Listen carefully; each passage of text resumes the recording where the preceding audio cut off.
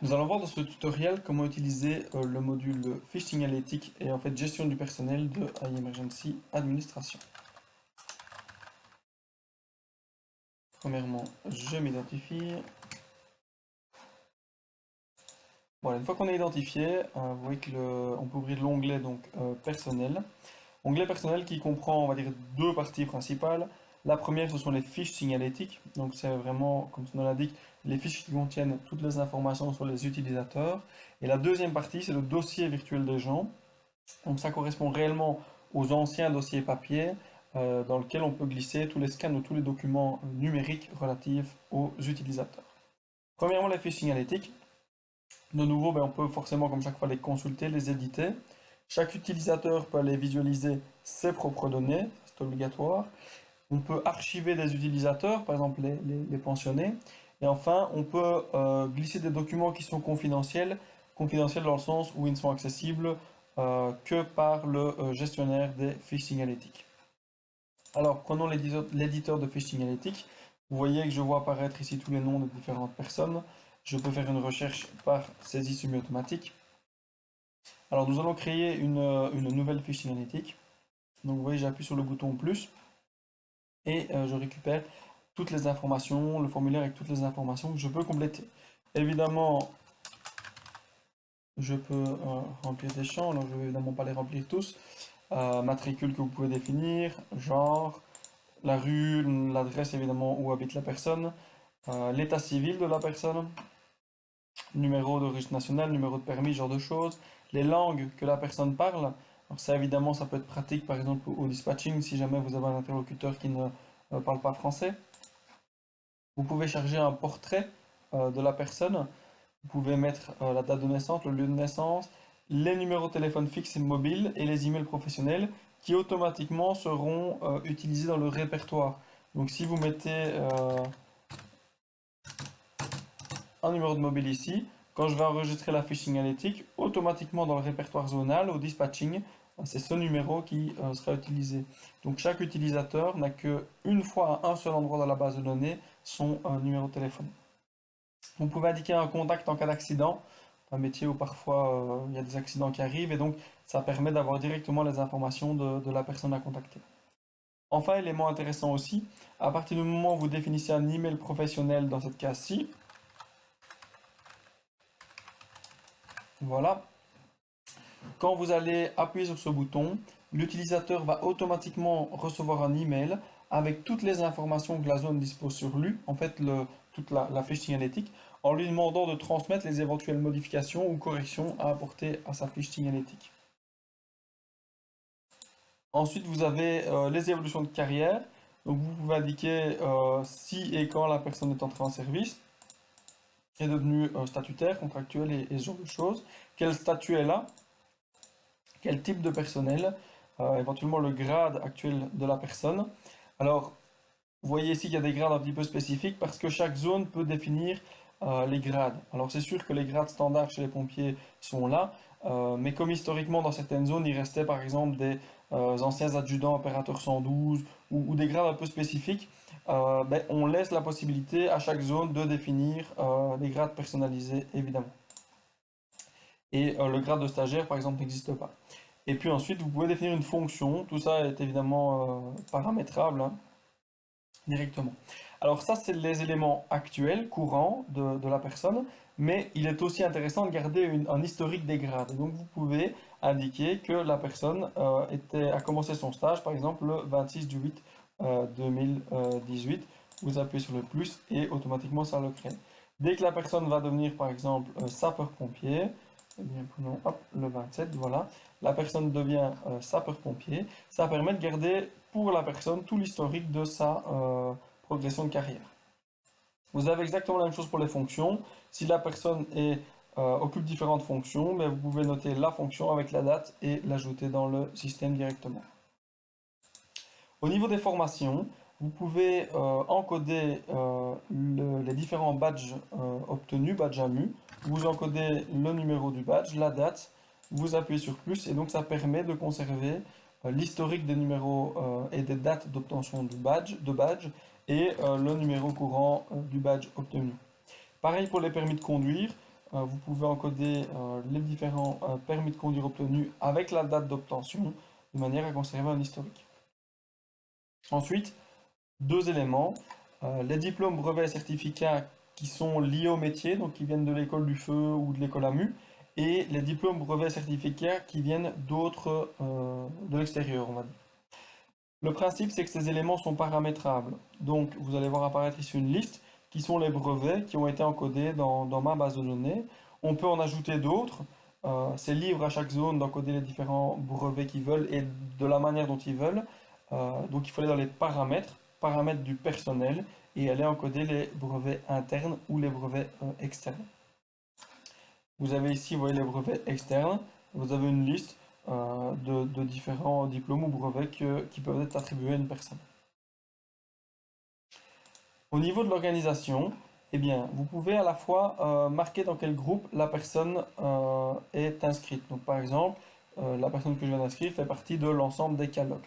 De nouveau, tous ces groupes ici sont paramétrables. Donc, dans l'onglet Paramètres, Personnel, Groupe, vous pouvez aller définir les groupes qui permettent de fonctionner dans le fonctionnement de votre zone. Vous cochez les différentes cases là-bas et automatiquement, entre autres au dispatching dans la partie répertoire, si vous avez coché que je fais partie des catalogues, de tous les catalogues, ben, par exemple, j'aurai accès à toutes les notes de service liées, qui ont été autorisées en accès à tous les catalogues. Ou si le système envoie un SMS à tous les catalogues, depuis le dispatching, ben, automatiquement, comme je fais partie des catalogues, je recevrai le SMS. Vous pouvez cocher les armoires, armoire feu, badge d'accès, numéro de carte, et vous pouvez cocher le poste d'affectation de la personne. Et évidemment, garder l'historique des postes d'affectation. Donc si je change d'affectation plusieurs fois sur ma carrière, bien, vous aurez l'historique ici des postes d'affectation. Alors, vous pouvez encoder les informations liées au paging et à la radio, donc notamment l'ISSI, le numéro RIC et la DCI de la personne. Ce sont de nouveau ces informations qui sont utilisées par le dispatching pour alerter les personnes. Donc dans la base de données, un utilisateur n'a qu'à un seul endroit son numéro RIC et son numéro ADCI ou son numéro ISSI s'il dispose d'une radio. Enfin, de nouveau pour le dispatching, bien, si la personne est active dans le dispatching, il faut cocher cette case-ci. Et si la personne a des qualifications spécifiques, il faut les définir.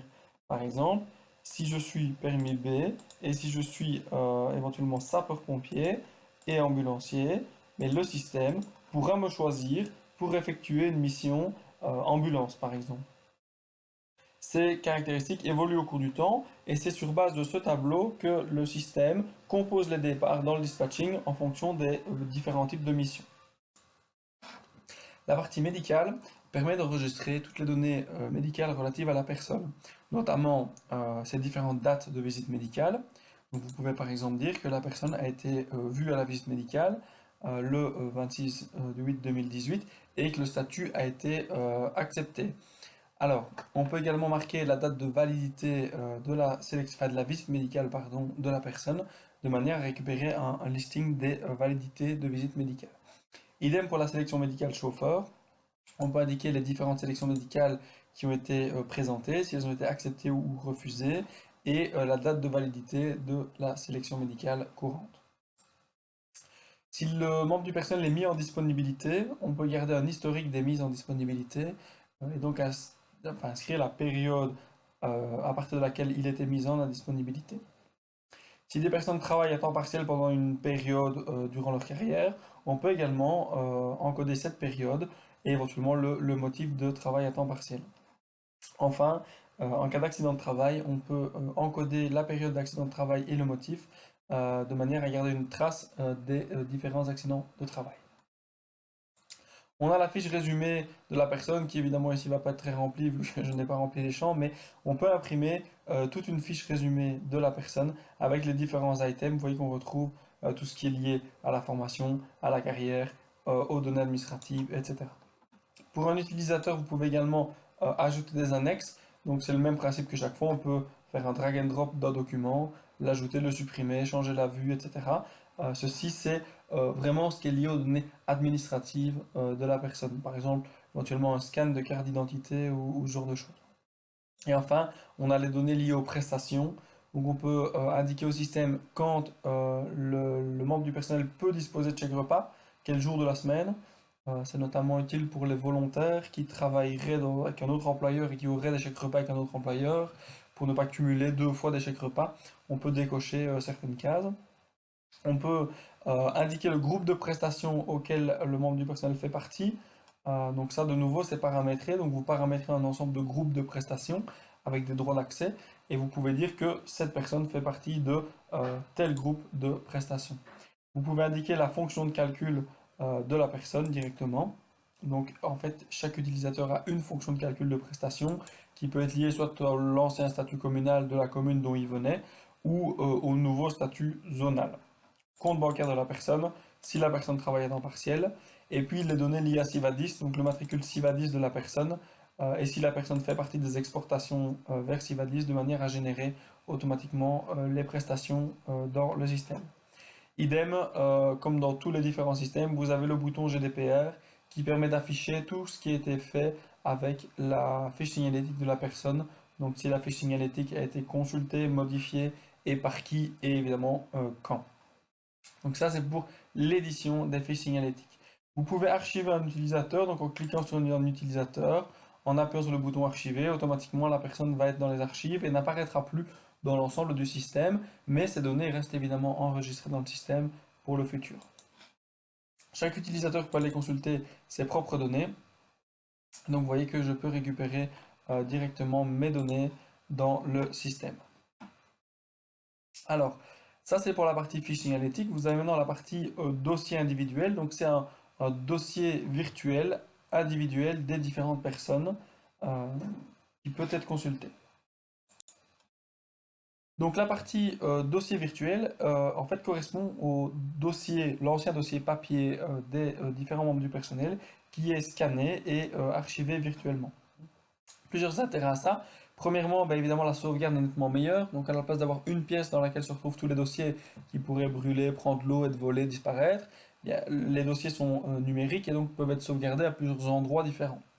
Deuxième élément important, tout accès à ces dossiers est monitoré. Et donc, ça veut dire que, contrairement au dossier papier, on sait aller voir qui a visualisé quelle information quand. Ce qui, d'un point de vue GDPR, évidemment, est beaucoup mieux. Alors, le dossier virtuel est divisé en sous-dossiers. Vous avez un sous-dossier lié aux éventuels accidents de travail, aux brevets, diplômes obtenus, aux données administratives de la personne, à toutes les informations liées à l'engagement de la personne, toutes les informations liées à l'évaluation de la personne, toutes les informations liées à la carrière, aux évolutions de carrière de la personne, aux éventuelles sanctions que la personne aurait reçues, au suivi médical et à tout ce qui est équipement informatique, informatique et transmission, si le pager reçu, radio reçu et ce genre de choses. Quand vous cliquez sur un élément, d'abord vous sélectionnez une personne, voilà, un membre de la zone, et vous voyez ici apparaître toutes les données qui ont été numérisées pour cette personne. On peut changer l'affichage, et alors on peut double-cliquer sur un élément, et le système automatiquement, alors ça c'est ouvert sur un autre écran, mais voilà ce qui s'est ouvert, ouvre le PDF qui a été scanné et ajouté dans le dossier. Voilà. Alors comme chaque fois, on peut prendre un élément, faire un drag and drop et ajouter l'élément. Vous voyez, il vient de s'ajouter ici. On peut le supprimer. C'est évidemment chaque fois exactement la même chose. Ensuite, on peut regarder les données GDPR et vous voyez que je viens d'ajouter et de supprimer un fichier qui s'appelait nouveau document texte. Voilà, c'est exactement la même chose pour toutes les différentes parties, c'est simplement un classement en sous-dossier qui apparaît. Alors, enfin, quelques petits éléments intéressants. Donc, premièrement, on peut introduire un scan de sa signature. L'intérêt de ça, c'est que quand on applique la signature numérique, par exemple des bons de commande ou d'autres éléments dans le système, automatiquement ça appose le logo. C'est chaque utilisateur qui doit le faire indépendamment, bien entendu, et mettre sa propre signature. On peut changer son mot de passe, donc il faut réintroduire son ancien mot de passe, introduire deux fois son nouveau mot de passe et cliquer sur valider et automatiquement on change, l'utilisateur peut changer son propre mot de passe. Au niveau des alertes SMS, donc si vous souhaitez recevoir par SMS les informations de mission quand vous êtes dispatché, à condition évidemment d'avoir un serveur SMS activé. Mais ici, par exemple, en ayant coché cette case, dès que le dispatching va m'envoyer sur une mission, je recevrai automatiquement par SMS les informations de mission.